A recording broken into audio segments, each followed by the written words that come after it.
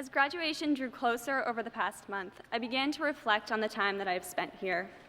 I realized that my favorite things about GW are the very same things that I fell in love with when I visited as a transfer applicant. Among other things, I was amazed by the opportunity for internships, travel, and research that GW claimed to offer its students.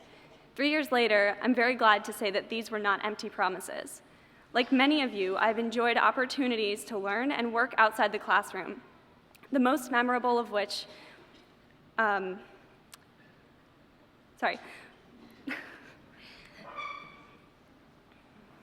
most memorable of which is the field research I participated in. During my sophomore year, I was fortunate to receive GW funding to conduct summer research in Kenya. This turned out to be an invaluable learning experience in more ways than I could have ever imagined. In addition to being trained in methods of excavation and experimentation, I learned several valuable life lessons. When planning for the field, my research advisor told me that I could save space in my bag by packing only warm weather clothes. Kenya doesn't get cold, he said, it's on the equator. So I showed up in shorts and short-sleeve shirts, which was sufficient for the majority of the field project. However, in order to reach the site, we had to drive through highly elevated plateaus, which is where I discovered exactly how wrong he had been. My advisor had forgotten this part of the trip completely, probably because he typically circumvented the 4-day drive and chartered a flight to the field site from Nairobi, which is quite an incentive to get an NSF grant. So I wound up spending a few very chilly days at the equator. From this, I learned to never take anything that is said to me for granted, even if it comes from a seemingly reputable source. Early on in the trip, it became clear that nothing was going to go as we had expected. Once we arrived at the field site, we discovered that we did not have the correct adapter for the South African generator a colleague had brought to power the equipment used in our experiments.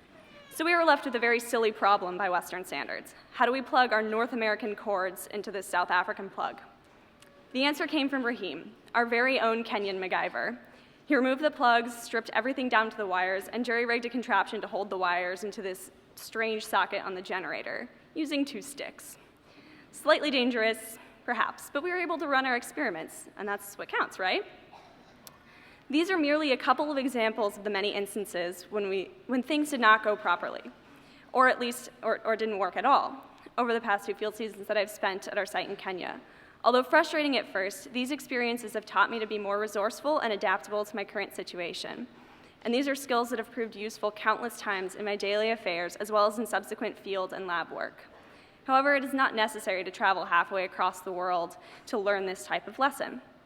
Even the best planned projects and schedules can get derailed by other factors, which we as college students know all too well. But the question is always, how do we combat this setback, and how do we adapt? This seems to have become a theme for our generation especially, given the current political and economic climate.